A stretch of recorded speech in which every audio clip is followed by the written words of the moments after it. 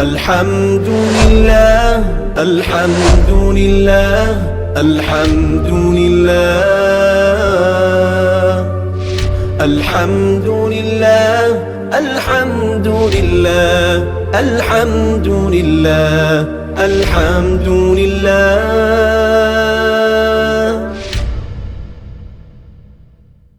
بسم اللہ الرحمن الرحیم.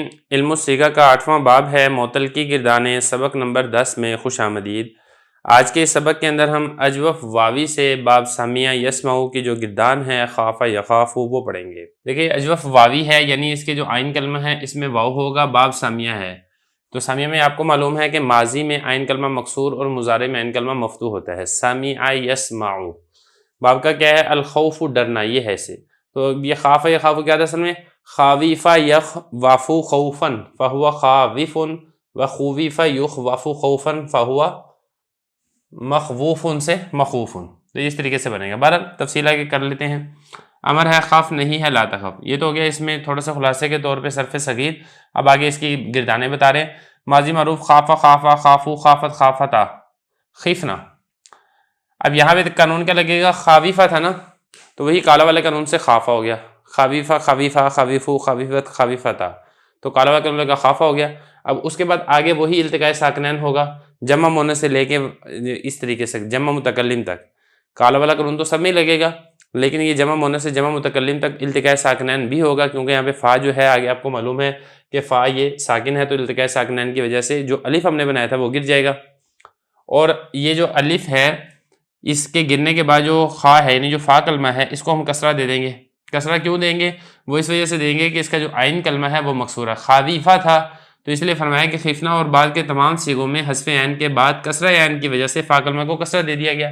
تو عین کلمہ تو حذف ہو گیا نا کالا والے قانون کی وجہ سے. پھر اس کے بعد التقاء ساکنین لگا لیکن جو فا ہے اس کو ہم کسرہ دے دیں گے اس لیے کیونکہ اس کا جو عین کلمہ تھا واو وہ مکسور تھا جو کہ بعد میں حذف ہو گیا. باقی صیغوں کی تعلیل گزرے ہوئے قواعد کے مطابق کر لینی چاہیے. جو ہم نے پہلے پڑھا ہے کالا پڑھا ہے جی اسی طریقے سے با یہ بیو پڑھا ہے ویسے ہی ساری تعلیل کوئی فرق اس کے اندر نہیں ہے جن کے اجرا کالا کی گردان میں ہو چکا ہے. اور اس کا مظاہرہ کیا ہے؟ یخوفو یخوفانی لاخری. اس کی تعلیل یقالو یقالانی الاخری کی طرح ہے. تو یخوفو سے جب واو کی حرکت نقل کر کے خا کو دی جو فا کلمہ ہے اس کا تو چونکہ حرکت فتح کی تھی لہذا اس کو لس سے تبدیل کر دیا تو یہ یخافو ہو گیا. اسی طریقے سے یخوفانی سے یخافانی بالکل ویسی تعلیل ہے جیسے اب یقالو یقالانی کے اندر پڑھ چکے ہیں. کوئی فرق اس کے اندر نہیں ہے. امر دیکھ لیں خف خافا خافو خافی خفنا. یہ کیسے بنا یہ بھی ذرا دیکھ لیں. خف جو ہے نا واحد مذکر امر حاضر معلوم کا صیغہ. یہ بنا تخافو سے. تخافو فعل مضارع معلوم واحد مذکر مخاطب سے. کیسے بنا کہ شروع سے تعارف مضارع کو آپ نے حذف کر دیا اور آخر سے جو فا ہے اس کو امر کی وجہ سے ساکن کر دیا تو یہ بن گیا خاف. پھر التقاء ساکنین کی وجہ سے الف گر گیا. یہ فرما رہے ہیں کہ حذف تا کے بعد خا جو متحرک تھا لہذا شروع میں حمزہ وصلی نہیں لے کر آئیں گے. آخر میں وقف کیا اور الف التقاء ساکنین سے گر گیا. اب یہ خافا جو ہے تثنیہ کا صیغہ اس کو آپ تثنیہ مذکر مخاطب سے بنائیں تخافانی سے. نون تثنیہ گر گیا اور تا آپ نے شروع سے حذف کر دیا کیونکہ مضارع کی علامت ہے اور آپ امر بنا رہے ہیں تو پیچھے بچا خافا. یہ فرما رہے ہیں علامت مضارع کو حذف کر کے نون رابی گرا دیا گیا. اور امر حاضر کا صیغہ تثنیہ و جمع مذکر ماضی کے صیغہ تثنیہ و جمع مذکر غائب کے ہم شکل ہو گیا. اب ذرا ایک اور چیز یہ بھی سمجھ لیں. دیکھیں جو اس کا ماضی ہے نا خافا خافا وہ بھی خافا ہے جیسا کہ آپ نے یہاں پہ پڑھ لیا ہے. اور اسی طریقے سے جو جمع مذکر غائب ہے وہ بھی خافو ہے. اور امر کی اگر آپ بات کریں تو امر میں بھی ایسے ہی ہے.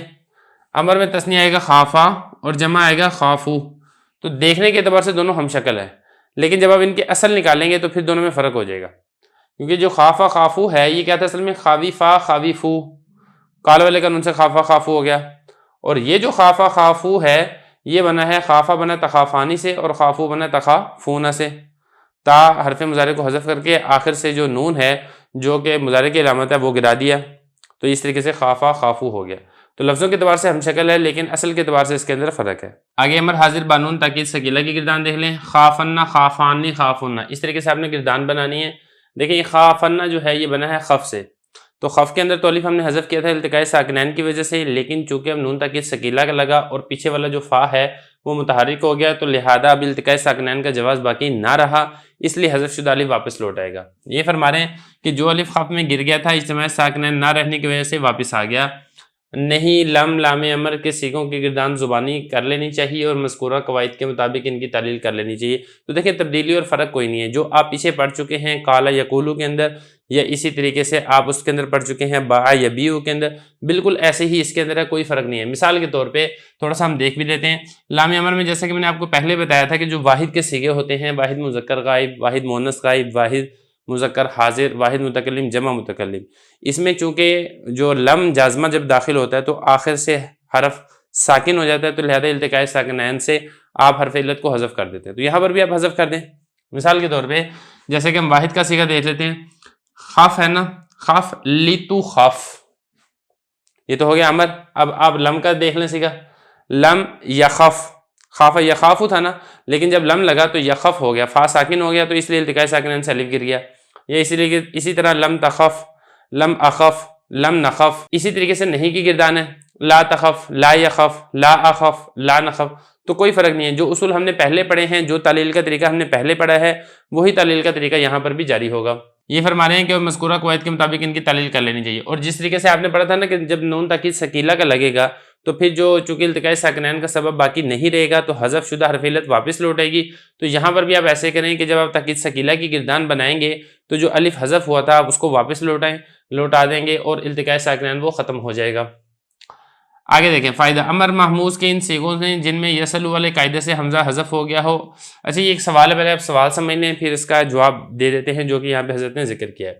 سوال یہاں پر یہ ہوتا ہے کہ دیکھیں جو محموز کا امر کا صیغہ ہے اس میں بھی آئین کلمہ یعنی جو کہ حمزہ ہوتا ہے وہ حذف ہو جاتا ہے یسلو والے قاعدے کے تحت۔ مثال کے طور پہ اس ال تھا نا، اب یسلو والے قاعدے کے تحت حمزہ کی حرکت نقل کر کے ہم نے سین کو دی اور حمزہ کو حذف کر دیا، تو پیچھے بچا سل، اس ال بروزن افعل۔ اب یہ دیکھیں محموز العین ہے، اور اس میں ابھی اگر آپ دیکھتے ہیں خف، یہی ہے نا امر کا صیغہ، اجوف واوی باب سامیہ سے خف، پتہ کیسے چلے گا کہ یہ اجوف ہے یا پھر یہ محموز ہے؟ کیونکہ عین کلمہ تو دونوں جگہ پہ حذف ہو رہا ہے، یہاں پر بھی حذف ہو رہا ہے، یہاں پر بھی حذف ہو رہا ہے۔ یہ اسی طریقے سے از ار تھا بروزن افعل، اس میں بھی ہم نے حمزہ کی حرکت نقل کر کے زا کو دی اور حمزہ کو حذف کر دیا، تو پیچھے بچا زیر۔ اب یہ محموز العین ہے، تو یہاں پر دیکھیں یا اور اسی طریقے سے اگر اس کی بات کریں ہم اجوف کی تو وہ آتا ہے بیع، ای بیع سے بیع، تو پتہ کیسے چلے گا کہ سل یہ محموز ہے یا پھر یہ اجوف ہے، خف یہ محموز ہے یہ اجوف ہے، زیر یہ محموز ہے یہ اجوف ہے، بیع یہ محموز ہے یہ اجوف ہے، کیونکہ دونوں جگہ پہ جو عین کلمہ ہے وہ حذف ہو رہا ہے۔ تو حضرت اس کے پتہ کرنے کا طریقہ بتا رہے ہیں۔ اب ذرا جواب دیکھیں ذرا، امر محموز کے ان صیغوں میں جن میں یسل والے قاعدے سے حمزہ حذف ہو گیا ہو، امر اجوف کے صیغوں کو اس طریقے سے ممتاز کیا جائے، اس طریقے سے دونوں کو الگ کیا جائے، پتہ چلایا جائے کہ اجوف میں واحد مذکر اور جمع مؤنث کے علاوہ تمام صیغوں میں عین باقی رہتی ہے۔ بتانا یہ چاہ رہے ہیں کہ دیکھیں اگر آپ نے پتہ چلانا ہے تو پتہ اس طریقے سے چلے گا، جو تثنیہ کا صیغہ ہے یا اسی طریقے سے جمع مذکر کا صیغہ ہے یا واحد مؤنث کا صیغہ ہے، اس میں پتہ چل جائے گا۔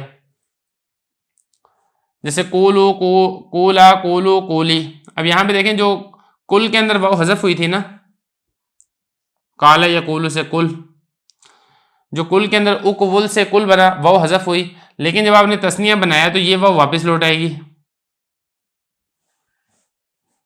کیوں؟ وہ وجہ میں آپ کو پہلے بتا چکا ہوں کہ اب یہ لام ساکن رہا، لہذا التقاء ساکنین باقی نہیں رہے گا۔ یا اور اسی طریقے سے بیع، یہ بیع میں تو واو حذف ہوئی تھی، لیکن جب آپ اس کا تثنیہ بنائیں گے بیع تو یہ یا واو میں نے کہہ دی یا کہنا ہے، تو اس میں جو یا حذف ہوئی تھی وہ بیع، جب آپ تثنیہ بنائیں گے تو یا واپس لوٹ آئے گی۔ یہ اسی طریقے سے واحد مؤنث حاضر میں بھی یا واپس لوٹ آئے گی۔ یہ یہاں پر بھی اگر آپ دیکھیں گے خافا خافو خافی، تثنیہ ہے یا جمع مذکر ہے یا واحد مؤنث ہے، تو یہاں پر بھی آپ کو الف واپس لوٹی نظر آ جائے گی۔ تو اس طریقے سے پتہ چلے گا، تثنیہ کے صیغے سے پتہ چلے گا، واحد مؤنث حاضر کے صیغے سے پتہ چلے گا، اور اسی طریقے سے اس میں پتہ چلے گا جمع مذکر کے صیغے سے، کیونکہ یہ والے جو صیغے ہیں محموز کے اندر یہ واپس نہیں لوٹتے۔ مثال کے طور پہ اب یہ زیر تھا نا، جب آپ اس کی تثنیہ بنائیں گے تو اس کی تثنیہ بنے گی زیرا، تثنیہ کے اندر بھی عین کلمہ حذف ہے، زیرو جمع کے اندر بھی عین کلمہ حذف ہے۔ یا اسی طریقے سے آپ یہ اس کی مثال لے لیں، سل ہے نا، اس کی تثنیہ بنائیں گے سلا، سلو، سلی، جو حذف شدہ حمزہ ہے وہ واپس نہیں لوٹے گا، جبکہ ان سیغوں کے اندر جو اجوف کی گردانیں ہیں ان میں یہ واپس لوٹے گا۔ تو اس سے پتہ چل جائے گا کہ یہ اجوف ہے یا پھر یہ محموز العین ہے۔ یہ ایک طریقہ۔ قولا قولو قولی اور بیعا بیعو بیعی اور خافا خافو خافی، تو ان سیغوں سے پتہ چل جائے گا۔ اور اسی طریقے سے نون تک کی ثقیلہ اور خفیفہ میں بھی عین واپس آ جاتی ہے۔ دوسرا طریقہ یہ ہے کہ دیکھیں جب آپ ان کی تاکید ثقیلہ اور خفیفہ کا صیغہ بنائیں گے تو وہاں پر بھی جو حذف شدہ حرف علت تھی عین کلمہ کی وہ واپس لوٹ آئے گی۔ جیسے یہ تھا نا بیع تھا، جب آپ اس میں بنائیں گے تاکید ثقیلہ کا تو یہ بن جائے گا بیعنا، واپس لوٹ آئے گی۔ کل تھا، جب آپ اس میں بنائیں گے تاکید ثقیلہ کا قول انا۔